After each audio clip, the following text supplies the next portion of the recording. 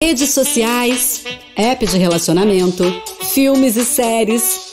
Sem foco, nunca mais. App Concursos. Estude quando, onde e como quiser. Tudo do seu jeito.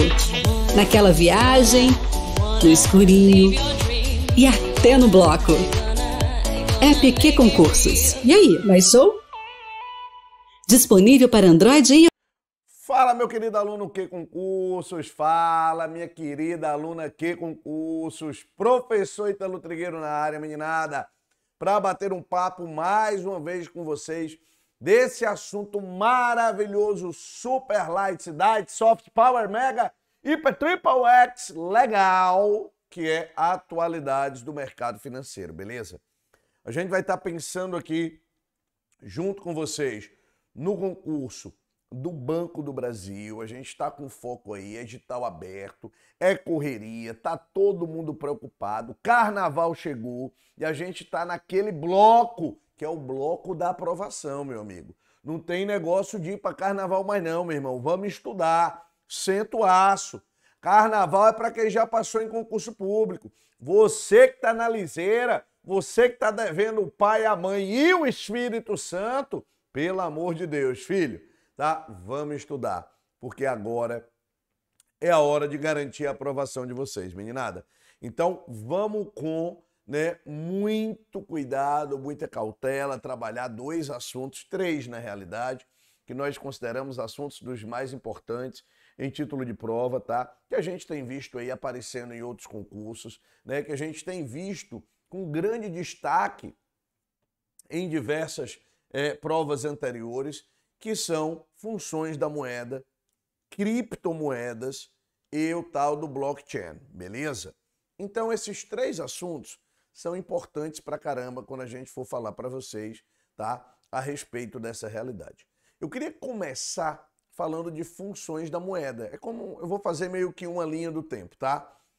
Construção da ideia de moeda, passando, por todo o processo histórico, chegando até a ideia das nossas criptomoedas e por que não falar, do CBDC, certo? Ou se você preferir ainda, a gente vai falar ali, do tal do real digital. Perfeito? Maravilha?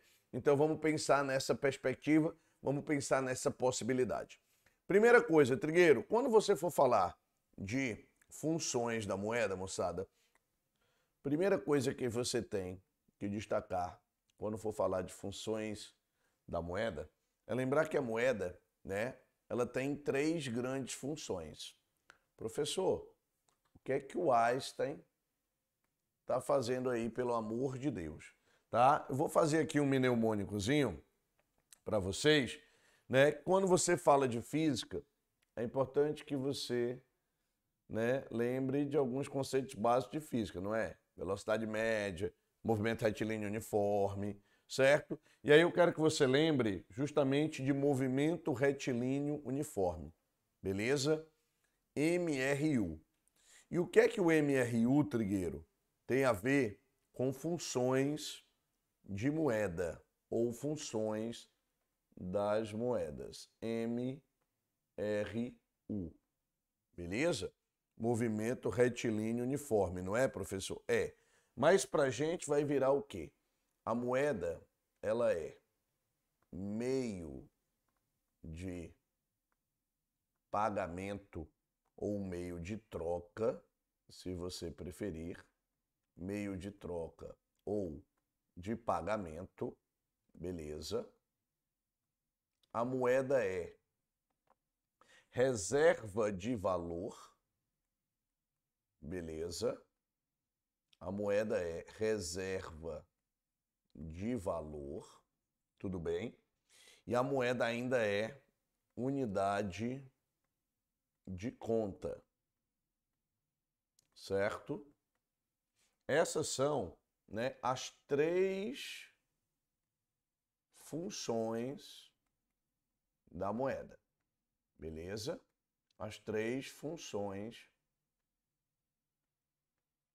da moeda. Lembre-se sempre que a moeda, ela é a cereja do bolo da política monetária, tá? que a moeda ela é sempre a protagonista, beleza, da política monetária. Lembre-se disso, que facilita a tua vida pra caramba. Então eu tenho 3 funções da moeda, e aí é importante que você lembre: meio de troca ou pagamento, reserva de valor, guardar ali o meu trocado, unidade de conta. A gente sabe que nem sempre existiu moeda, tá?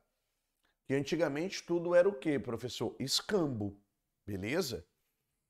E a moeda, muito provavelmente, ela nasceu por ação, né, de Giges, que era rei da Lídia, né, um reino, né, um grande reino da Ásia Menor, isso no século 7 antes de Cristo.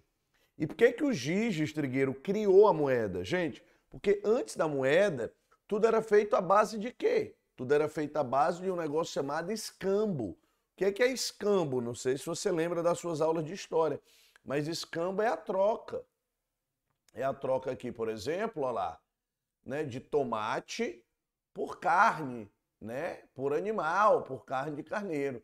E por que o Giges criou, Trigueiro, né, essa moeda? Porque, macho, imagina só a dificuldade que era, por exemplo, você trocar baleia, tá, por galinha. Macho, é uma esculhambação, não é? Então era difícil você ter realmente parte desse cenário. Ou seja, a gente inventou aí a moeda para suprir esses problemas que a gente tem ao longo da história, entre eles o problema, né, de trocar galinha por moeda. E tá aqui, ó, menino Giges, beleza?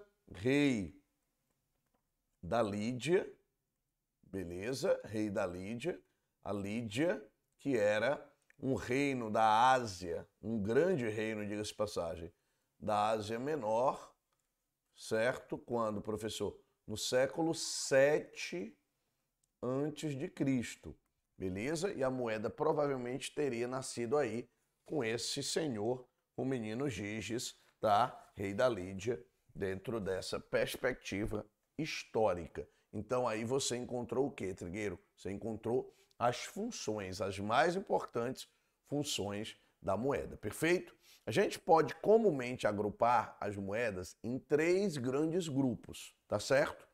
Quais são os 3 grandes grupos da moeda? O primeiro é o que a gente vai chamar de quê? De moeda metálica, beleza? Emitida pelo Banco Central, né? A moeda, metalzinho, beleza? Que constitui o quê? Parcela de uma oferta monetária e visa facilitar as operações, por exemplo, de pequeno valor, né? Ou como, por exemplo, unidade fracionada de moeda, troco. Beleza? Troco, né?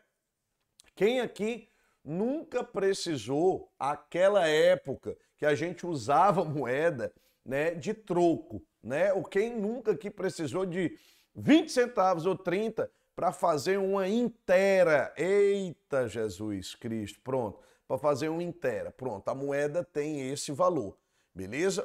Perdão, a moeda pode ser agrupada dessa forma, né? É um dos grupos da moeda, é o que a gente vai chamar de moeda metálica. Existe o papel moeda, também é emitido pelo Banco Central, tá? E representa uma parcela mais significativa, né, da quantidade de dinheiro. Recentemente a gente teve o lançamento aí, inclusive, de uma nova nota do real, que é a nota de R$200, que chegou para pouquíssima gente, diga-se de passagem.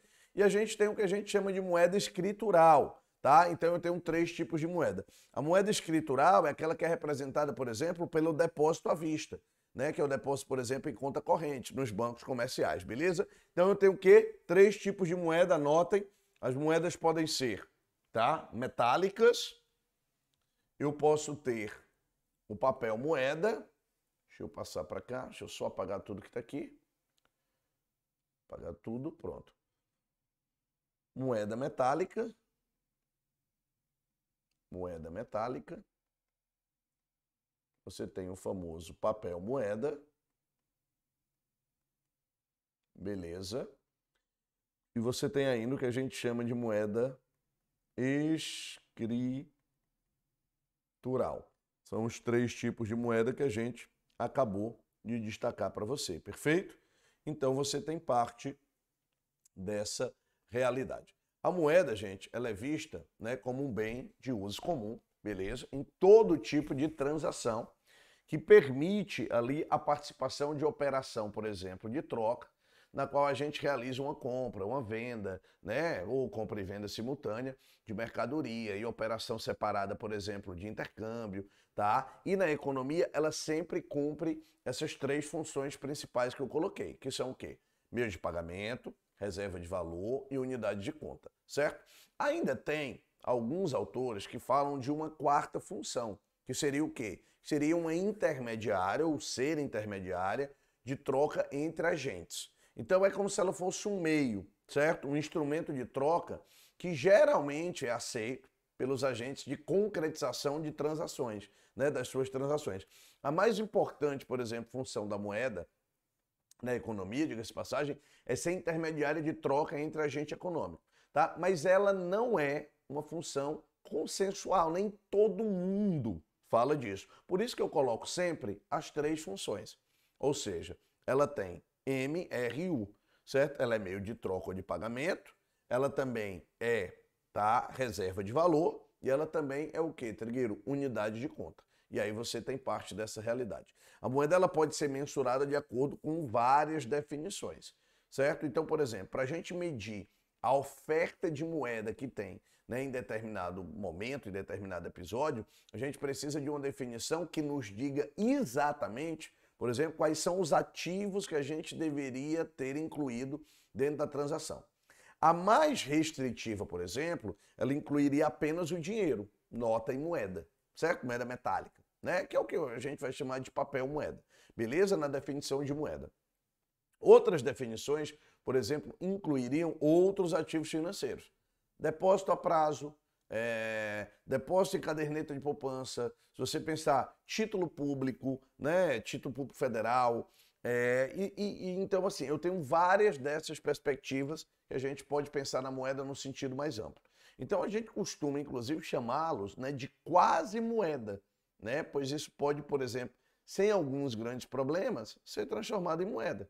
Beleza? Eu acho que não tem nenhum grande segredo com relação a isso. Sempre que a gente pensar nessa realidade, eu gosto sempre de destacar essa evolução da moeda para que a gente chegue já já no que é talvez o auge dessa evolução. Que eu brinco sempre que é o quê, professor?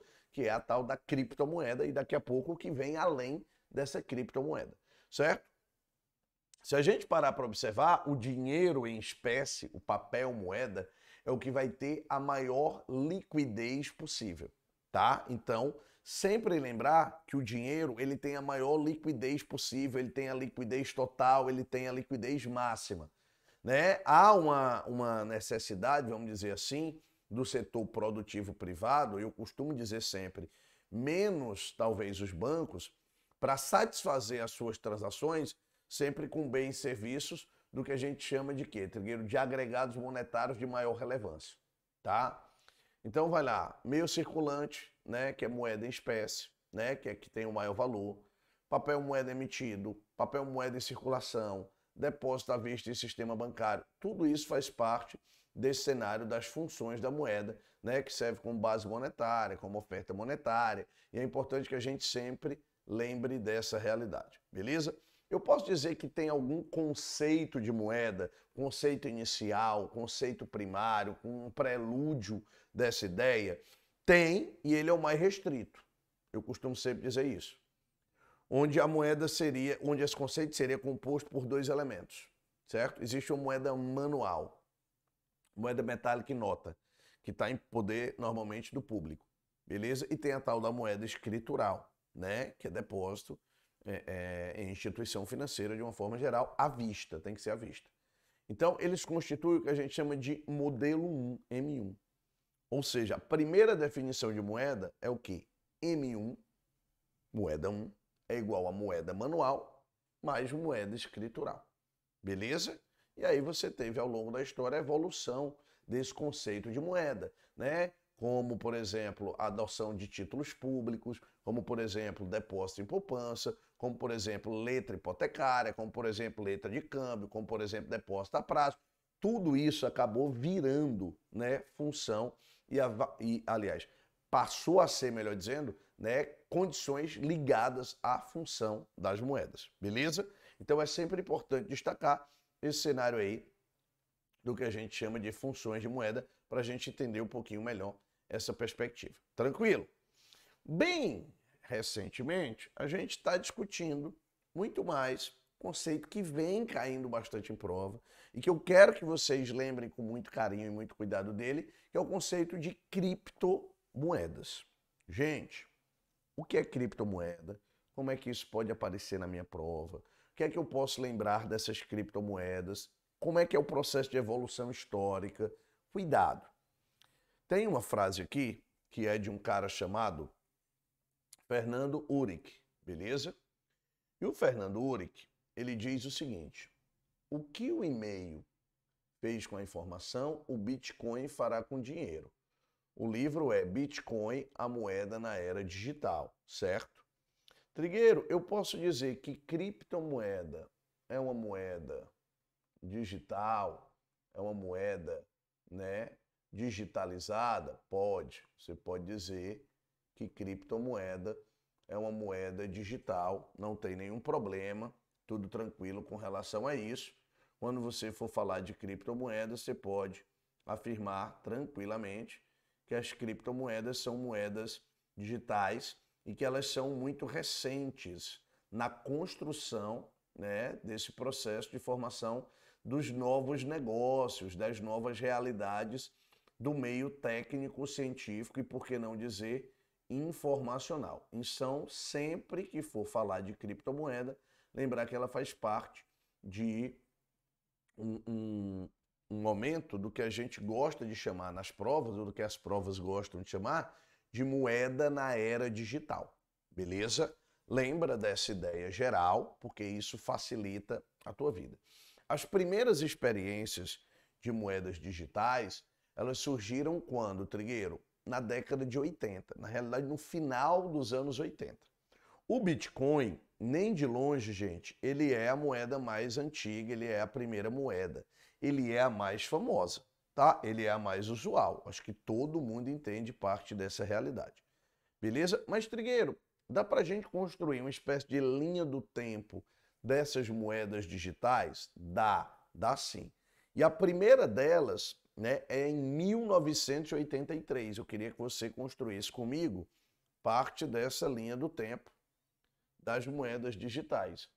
Então, bem aqui, ó, em 1983, tá? Vou dar uma construída aqui no que a gente chama de linha do tempo, beleza? Em 1983, a gente tinha uma moedinha, tá? Que foi lançado, um prelúdio das moedas, que é o que a gente chama de eCash.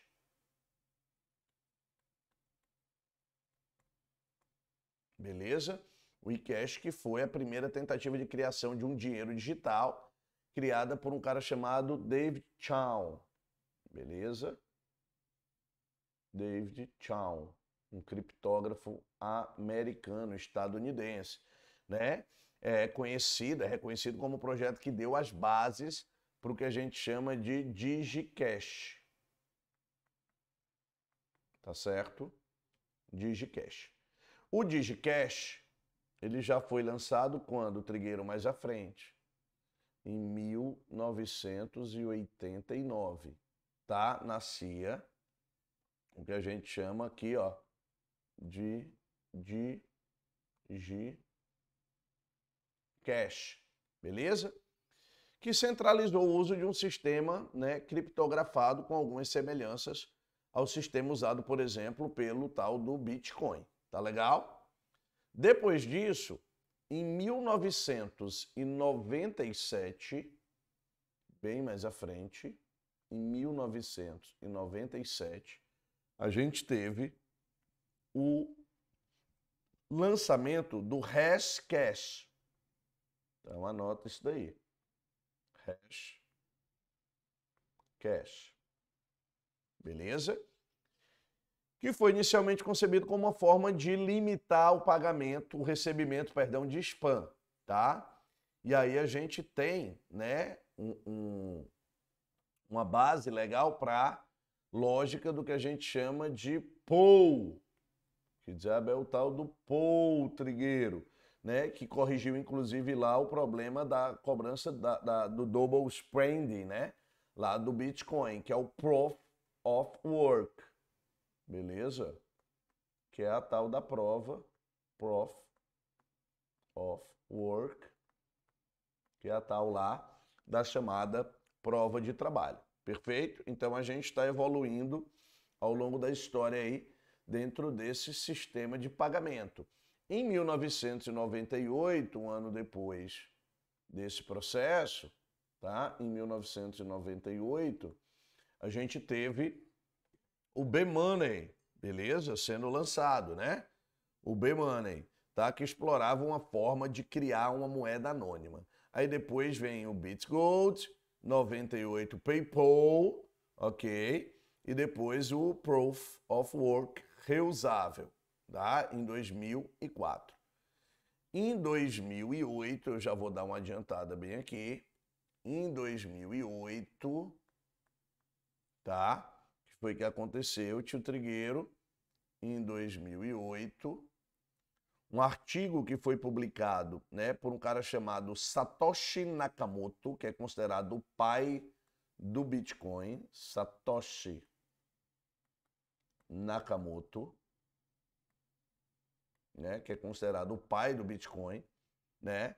Ele lança um artigo intitulado Bitcoin,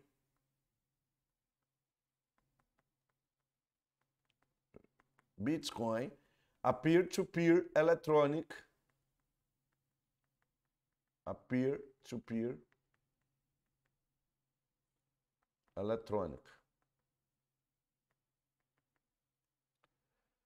cash system, né?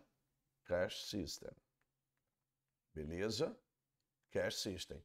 Ou seja, né, Bitcoin, sistema de dinheiro eletrônico peer-to-peer, pessoa por peer-to-peer, aliás. E ele criou as bases de um sistema, né, do surgimento do Bitcoin, que é uma moeda. E aí você tem que lembrar, essa moeda, ela é o quê, professor? Lembra comigo. Essa moeda, ela é digital.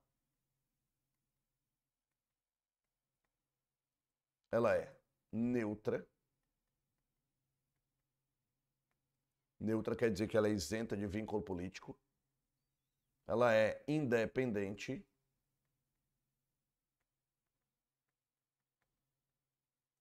Ela é criptografada.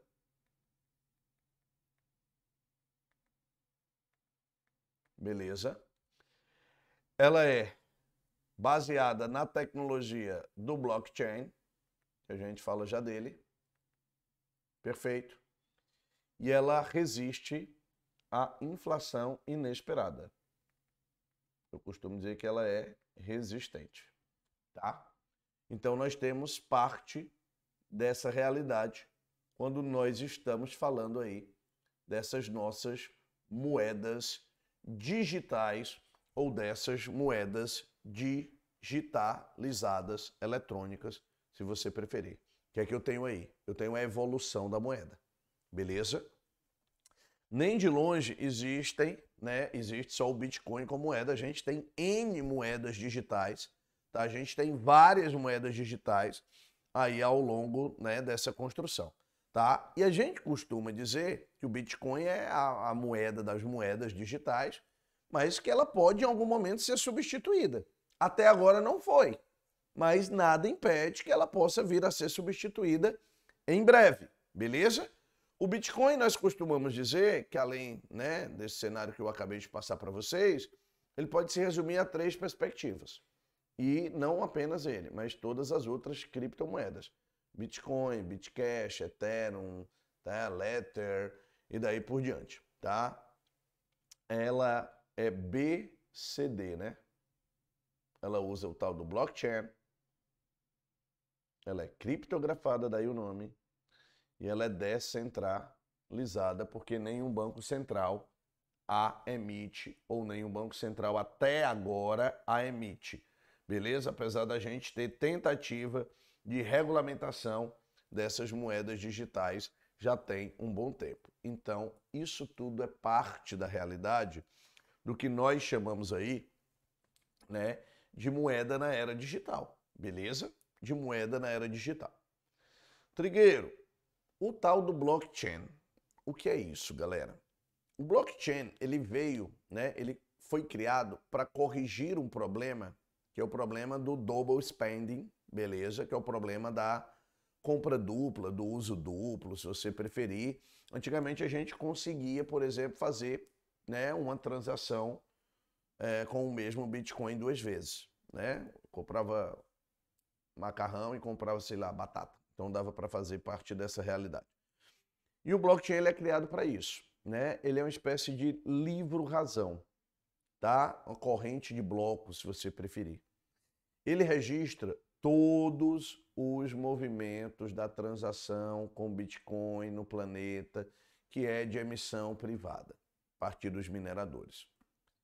Quantia, quem mandou, quem recebeu, o lugar onde ficou registrado, por exemplo, a movimentação desse livro, tá dentro desse livro, tudo no blockchain é registrado. Quando uma transação ocorre, né, em uma blockchain, vamos assim colocar, a gente costuma dizer que ela é agrupada em um bloco, que é criptografado, todo mundo entende isso, com outras várias transações, certo? Que ocorreram ali no mesmo período de tempo.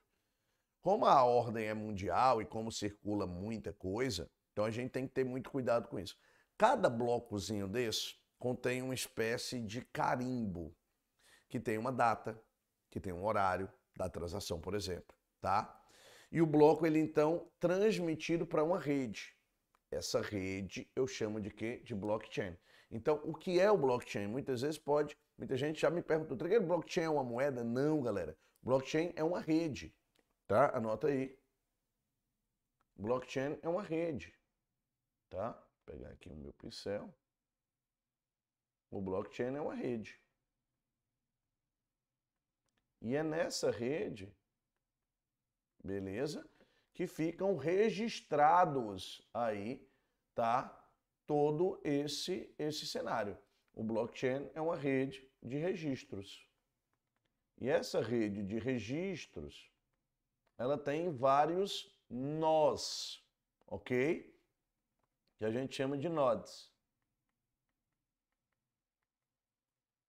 Que são participantes que validam e retransmitem, por exemplo, a informação, né, que está sendo transmitida ali em tempo real, certo? É mais ou menos isso aqui. Então, eu tenho aqui uma espécie de cenário, vai, que é tipo isso. Eu tenho vários pontinhos menores, tá? Vários pontinhos menores de uma transação. Isso é uma rede, beleza? Rede.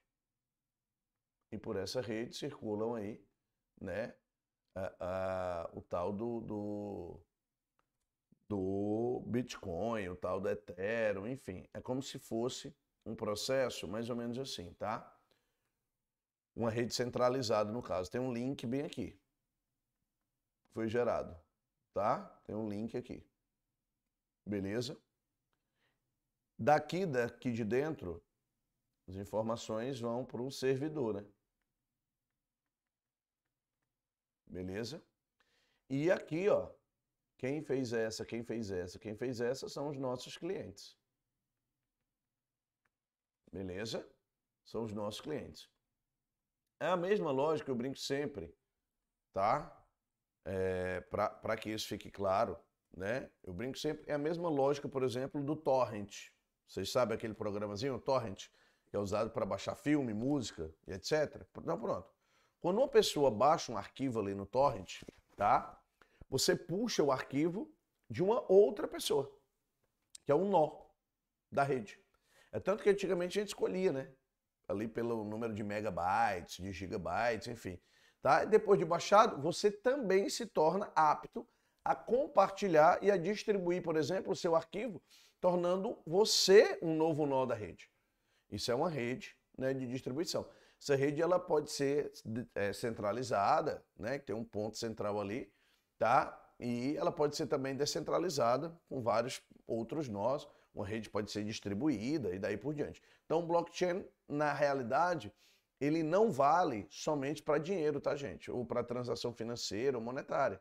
mas também o blockchain ele vale, por exemplo, como um documento, para documentos variados, como, por exemplo, contrato, dados médicos, registro, por exemplo, pessoal, identificação ou qualquer, por exemplo, tipo de informação que necessite ser armazenada com segurança dentro de uma rede. Então, o blockchain ele serve para tudo isso, beleza? Ele serve para tudo isso. Você pode transformar, por exemplo, o seu documento de papel num arquivo digital, não pode? E você chama aquilo de quê? De token. Um token é, na realidade, uma representação digital de alguma coisa. Beleza? Uma representação digital de alguma coisa. Assim como, né, a própria moeda, a própria criptomoeda, né, ela pode ser esse token. Beleza? Que fique isso muito claro. Eu costumo perguntar sempre, dizer para vocês, né, que o blockchain ele tem algumas características, tá? Primeira característica do blockchain, mais de 50% dos participantes dele precisam concordar e sincronizar a cadeia de blocos que está se formando para que as informações sejam validadas. Então, mais da metade de quem usa o blockchain tem que validar a coisa para a coisa acontecer, beleza? É praticamente impossível a gente fraudar, a gente alterar uma informação gravada no blockchain. Praticamente impossível, beleza? Cada novo bloco faz referência ao bloco anterior. Então, cada nova entrada de dados, o último elo que foi feito, ele tem que ser verificado para que um novo entre. E é utilizada a criptografia em todas as relações que existem no blockchain. Não tem uma que não seja, beleza? Qual é a vantagem dessa tecnologia? Os produtos são mais baratos, são menos burocráticos. Duas grandes vantagens. Para o mundo da era digital, isso é importante. Eu tenho uma agilidade na prestação do serviço e na oferta de produtos, isso também é importante. E quando se trata do dinheiro, né, ou de dinheiro de uma forma geral, o blockchain ele permite que haja transferências internacionais em cerca de 2 horas. Olha que vantagem, olha que facilidade. Então nós temos parte dessa realidade, beleza? E eu tenho uma construção histórica que mostra pra gente que nós vamos ter ainda outros avanços nessa perspectiva. Eu não tenho a menor dúvida disso. Tá? O que é o blockchain? Deixa eu te mostrar aqui. Olha lá. Aqui está como, né, o blockchain funciona. Beleza? Eu tenho um usuário, né, que solicita uma transação. É o primeiro passo, tá? Que é o passo a passo, ó, do tal do blockchain. Beleza. Um novo bloco vai ser criado. Lembrando que 50%, né, tem que concordar. O bloco se difunde para todos os nós de uma rede, daquela rede que eu mostrei ali para vocês. Todos os nós validam o bloco e a transação. O bloco vai ser adicionado a um blockchain e a transação é verificada e executada, beleza? Né? Olha lá, tem alguns países que estão tentando, né, centralizar o processo, estão tentando, por exemplo, né, burocratizar, vamos dizer assim, a coisa, mas estão tentando emitir, beleza? E aí, um dos países onde isso aconteceu é em El Salvador, beleza? El Salvador, tá ali, ó, a notícia do presidente, né, de El Salvador, falando disso, junho de 2021, Nayib Bukele, tá? Trigueiro, pode ser que numa prova apareça, por exemplo, qual país, né, tá tentando centralizar, tá tentando emitir, ser o responsável por isso. Pode. E um país que está tentando esse processo, né, que primeiro fez esse processo, é El Salvador, beleza? Outros vão tentar também, eu não tenho a menor dúvida disso. Mas El Salvador seria o primeiro país a viver parte dessa realidade, beleza? Aqui nós temos ainda, ó, se você parar para observar, o que seriam ali os mineradores, tá? Os mineradores, beleza? Nessa perspectiva aí que a gente vai ter como grandes computadores, né? Que vão trazer para a gente parte dessa realidade do chamado Bitcoin ou das chamadas criptomoedas. Beleza? Tranquilidade? Show de bola. Eu estava dizendo para vocês que o processo de inovação da moeda ele está, né, em constante alteração, em constante mudança. Beleza? Existe uma proposta, né, brasileira que eu suspeito que já já isso vai estar aparecendo em prova. E eu gosto sempre da novidade, tá? Porque o nome da matéria, o nome da disciplina é Atualidades do Mercado Financeiro. Então a gente gosta sempre de estar atualizando todos vocês. Recentemente, o Banco Central Brasileiro, né, criou, tá, o que a gente vai chamar de real digital. Beleza? CBDC. É uma moeda alternativa. E a previsão disso é que isso seja lançado no ano de 2024. E aí a gente tem que levar em consideração alguns processos que a gente tem que ter cuidado para a hora de uma prova, tá? Primeira coisa, o real digital, ele vai ter o mesmo valor do real, Trigueiro? Vai. Beleza? Ele pode ser impresso? Não pode. Ele não pode ser impresso. Beleza? Vão ser gerados códigos, né, do Banco Central, indicando ali o valor. Beleza? Professor, para que isso?